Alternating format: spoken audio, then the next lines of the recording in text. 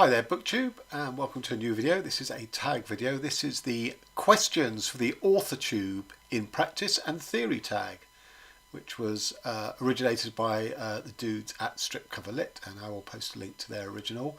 This is basically a tag for those booktubers who write and those who exist on Authortube. And I'm a writer, so I'm going to do this tag. Okay, number one.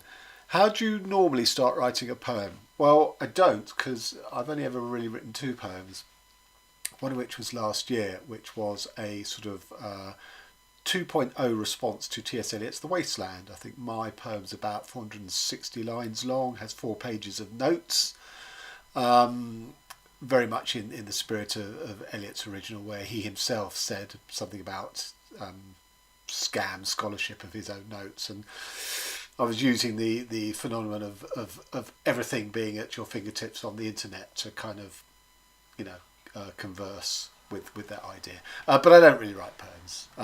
And the problem is that a 13-page long poem is too long for poetry magazines and not enough to constitute a collection. So, if you know of anyone who might be interested in publishing that, please get in touch. And that kind of feeds into my answer for goals, which is one of the future questions in this tag. Number two, how do you normally start writing a short story? Well, I don't necessarily have a fixed way of doing this, but I write a lot of flash fiction, and one of the reasonably constant approaches I have is that I will riff off a word or an image. So I'll take an image and, like a sort of a precious gemstone, if you sort of turn it at all angles so you see all its facets and the different way the light plays off it, that will be my story, sort of exploring every different facet, every different way the light bounces off it. And when I say riff off a word, so for example, one of my short stories was called Drone, and it just sort of explored in a sort of literary fashion all the different shades of meaning of the word drone, from the fact that it's obviously, Amazon drones, war drones, drone bees that can't pollinate the queen, they're the worker bees, the drone that is the instrument that accompanies sort of classical Indian and Sufi music and things like that, and I built a story out of that. So to me, that's the beauty of flash fiction, that you're not hamstrung by sort of beginning, middle, end, Aristotle poetics way of approaching writing. You can do absolutely anything. So I do. 3, how do you normally start writing a novel? Well, it's not, in some ways it's not 100% dissimilar to short stories. So I normally know I've got a novel idea that could well work when I have the voice and I have the central image or the theme that I want to explore in the novel. When they come together and I get the sense that it has length to it as against being a short story, then I believe that I've got the beginnings of a novel. So in the case of this, my current book, 3 Dreams in the Key of G, so the germ idea for this was the notion of sort of genetic maladies are basically where DNA has replicated and divided, but there's been a typo when it's come back together to form new DNA strings. And I was very taken with this idea of typo or misprints, because obviously that's what happens to writers as well. So I knew one of the voices was going to be the human genome, because at the time I was writing this, that was the chase to sort of map every single gene in the human body was on. So that was one of the voices. Then pretty quickly, because I knew the themes I wanted to explore were things like parenthood, child development, motherhood, gender roles, I knew there had to be a mother with young children in it. And I had to choose that being in Northern Ireland at the time of the peace agreement in 1999, because that allowed me to explore, is it nature or is it nurture? Or when you're in a conflict zone and your allegiances are determined for you before you've come out the womb, is there any difference between nature and nurture? But the third element, I had a concept of, well, you get these sort of triads of, mother, Madonna, whore, or in the case this, I had a sort of generative power of the DNA, I had the literal mother of the two young children. But I knew it had to be a threesome, and so I went with the crone, which often appears in, as I say, those sort of triptychs of different types of women. And my crone finds herself in a sort of Waco siege situation with the DEA, FBI, and alcohol ATF outside besieging her compound. And is she the head of a sort of a battered wives shelter, or is she in fact head of a cult? You'll have to read the book to find that out. So for me, that book came from the voice, the image of a misprint of typo in genetics, knowing that I wanted to write the voice of the human genome as it was being explored by mankind, because it was sort of throwing it back on us. What do you expect to find? Look to yourself rather than come looking at the brute biology. I knew also that I wanted a mother of young children, and it was because I knew I wanted three voices, sort of polyphony, that eventually I hit on the crone. Question 4: do you have a writing strategy? Well, not really, because I've been at this long enough now that I don't sort of get worked up and beat myself up if I find I'm not writing. The work will take as long as it takes, both to come into my head and also to write.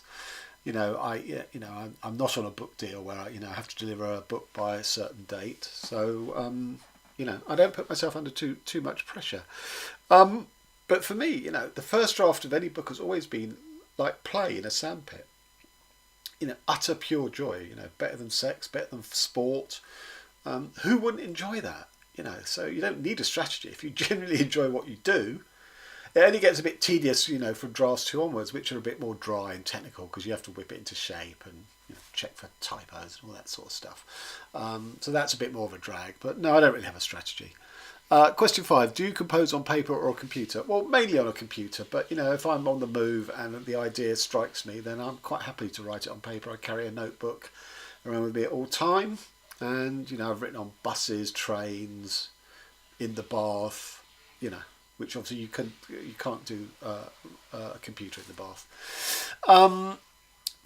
6: you are allowed to claim one work of fiction as your own. What is it? David Markson's This Is Not a Novel. So clever, so subversive, so liberating. It's a book that absolutely opens up wide. What do we mean by a novel? What is the concept of a novel? And Markson takes us there, and it's fabulous. It's ingenious, and props to him. 7: do you set goals? If so, how? Well, I don't. I just write what I want to write, really. And the only goal is that any writing project, be it a flash fiction of 1,000 words up to a full-length novel, it brings its own set of challenges: intellectual challenges, artistic challenges, and linguistic challenges. So my goal is to be able to answer as many of those as possible to my satisfaction. And going back to what I said about my poem, my sort of 2.0 version of The Wasteland, I wrote it because it seemed like a coherent, cohesive body of work I wanted to do. I wanted to explore and see if I could bring it off. I had no goal in mind for it about published, because I don't write poetry. I didn't know what the market was or anything. I never dipped my toe in it. I just wrote it because I needed to write it. And when I'd finished it, was, what do I do with this now? I'll try and get it published. And as I say, so far, no joy.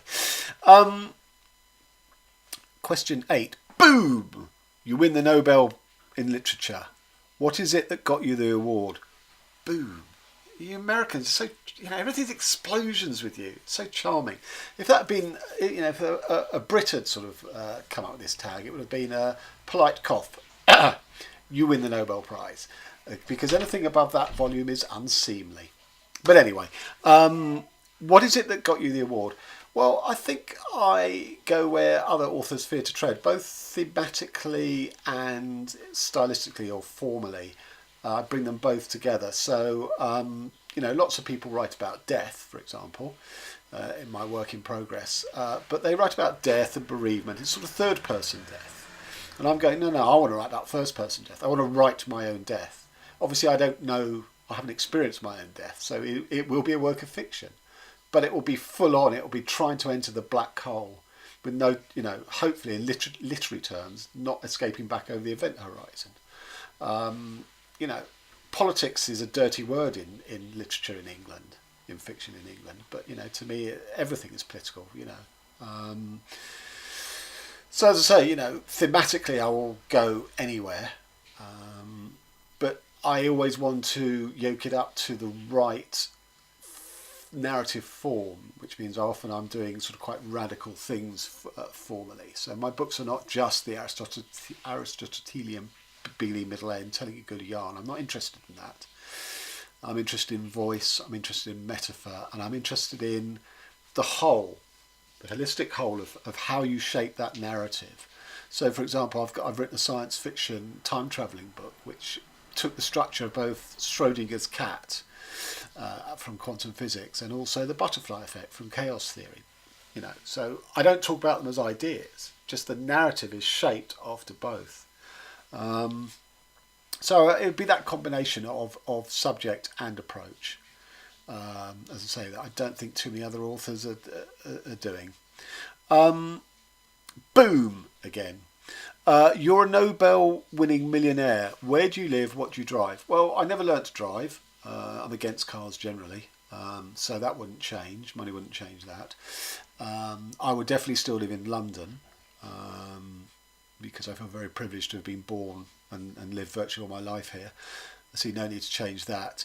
But what I would change is at the moment all my books are in the shed outside, and distressingly last week, this as we come to the end of winter, I went in to put some books away that I'd sort of stored up having read here in the house, and saw that my Burroughs and Selby collection had been attacked by mould and bacteria and everything, and they're in a terrible, terrible state. So when it gets a bit warmer and they've dried out, I'm going to see if I can save them. So I would like a study with wall-to-wall bookcases, so I could be surrounded by my books, and I'd like some decent hi-fi there, because going back to the strategy question, one strategy I do have, I suppose, is the first draft of any long novel, I make up a playlist of music to listen to, and I stick to it, because when you break for the day and you go back in next day, the atmosphere and the tone of where your head was, can be out of where you left off. Whereas if you've got the same music playing, that's going to help you more likely be able to get back into it. So I need some decent hi-fi. Boom, 10, boom, you're in writer heaven. There are 5 writers in your writers group. Who are they and why? Okay, Clarice Lispector, Samuel Beckett, David Markson, Sam Shepard, the playwright, and who would be my 5th? Oh, William Burroughs, of course. Okay, now I just want to raise a couple of caveats to that. So first of all, I would say Kafka, who's my favourite writer, except I think he whine and moan all the way through, and would get to be a real pain. He's the type of guy, obviously if it's just your soul goes to heaven, you don't have a body, so you can't be a hypochondriac, but Kafka would find a way. So that's why he's not coming in. I'm tempted to say Joyce, instead of maybe Markson, just to get the old gang together, him and Beckett, so they could play, sing around the piano like they did in Paris. That might be fun, but if we're talking strictly writers group, then Markson stays in, and Sam Shepard, who was a great playwright, but I would take him aside in one of the coffee breaks. Do we still have coffee? Maybe a manna break, I don't know, or a nectar break. An ambrosia break, that's what it would be. I would take him aside and I'd go, dude, you're a fantastic writer, handsome, rugged looks, married to Jessica Lange. I'm obviously not praying to the same God as you pray to. So how the hell are we in this writers group in the same part of heaven? So there you go. And that's it. That is the questions for Authortube in practice and theory tag. So I'm going to tag some people, some booktubers, because I don't really participate in Authortube. But booktubers who I know are writers as well. So that's Dane Reeds, Todd the Librarian, anyone else off the top of my head? Yeah, the guys at Blood Axe. I don't know if they've seen this or not, or if they've been tagged or not. But guys, if you fancy doing this and talking about your writing processes, dreams, ambitions, go for it. Okay, so thanks to the Strip Cover Lit boys, and no doubt I'll be back in next week because they're doing one a week for the first 3 or 4 months of the year. So I'll probably get on that bandwagon next week. Okay, till next time. Thanks very much.